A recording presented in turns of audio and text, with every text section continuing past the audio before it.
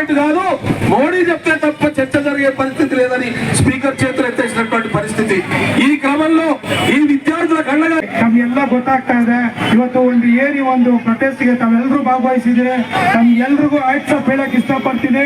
ಇವತ್ತು ಎಲ್ಲ ನಮ್ಮ ಚಿಕ್ಕಬಳ್ಳಾಪುರ ಜಿಲ್ಲೆಯಿಂದ ಎಲ್ಲ ವಿದ್ಯಾರ್ಥಿಗಳು ಇವತ್ತು ಯಾರು ನಮ್ಮ ವಿದ್ಯಾರ್ಥಿಗಳು ಇವತ್ತು ನೋವು ಅನುಭವಿಸ್ತಾ ಇದ್ದಾರೆ, ಅವ್ರಿಗೆ ಎಲ್ರಿಗೂ ನಾವೆಲ್ಲರೂ ಇದ್ದೀವಿ, ಒಂದು ಶಕ್ತಿಯಾಗಿ ನಿಮ್ಮೊಟ್ಟಿಗೆ ನಿಲ್ತೀವಿ ಅಂತ ಇವತ್ತು ಇಡೀ ಚಿಕ್ಕಬಳ್ಳಾಪುರ ಜಿಲ್ಲೆಯ ಎಲ್ಲ ವಿದ್ಯಾರ್ಥಿಗಳು ಇವತ್ತು ಒಟ್ಟಾರೆ ಸೇರಿದ್ದೀವಿ. ನಮ್ಗೆಲ್ರಿಗೂ ಒಂದು ಮಾತು ಹೇಳಕ್ ಇಷ್ಟಪಡ್ತೀನಿ. ಇವತ್ತು ನಮ್ಮ ದೇಶದ ಶಕ್ತಿ ಅಂದ್ರೆ ಯಾರು? ಯುವ ಶಕ್ತಿ.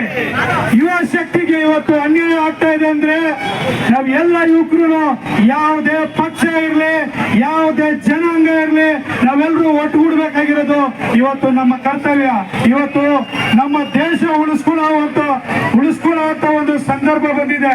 ಇವತ್ತು ತಾವೆಲ್ಲ ಸೆಲವು ಉಳಿಸ್ಕೊಟ್ಟವನ್ನ ಜೈ ಹಿಂದ್, ಜೈ ಕರ್ನಾಟಕ, ಜೈ ಚಿಕ್ಕಬಳ್ಳಾಪುರ.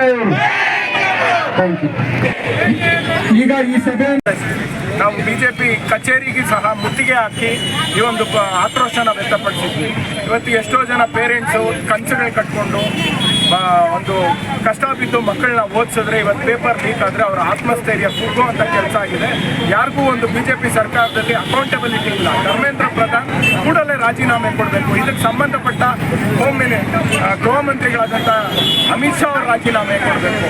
ದೇಶದ ಯುವಕರಿಗೆ ಅವರ ಒಂದು ಉತ್ತರವನ್ನು ನೀಡಬೇಕು. ಇವತ್ತು ಪ್ರಶ್ನೆ ಕೇಳಿದ್ರೆ ಇವತ್ತಿನ ಸಂಸ್ಕೃತಿ, ಬಿಜೆಪಿ ಸಂಸ್ಕೃತಿ ಏನಂದ್ರೆ ಅದಕ್ಕೆ ವಾಪಸ್ ಉತ್ತರ ಕೊಡೋದಲ್ಲ, ಅದಕ್ಕೆ ಲಾಠಿ ಚಾರ್ಜ್ ಮಾಡೋದು, ಅವರ ಒಂದು ರಕ್ತನ ಹರಿಯುವಂಥ ಕೆಲಸ ಮಾಡೋದು ಇವತ್ತು ಕೇಂದ್ರ ಸರ್ಕಾರ ಮಾಡಿದೆ. ಅದರ ವಿರುದ್ಧ ನಾವು ಯುವ ಕಾಂಗ್ರೆಸ್ ಸದಾ ನಿಲ್ತೀವಿ.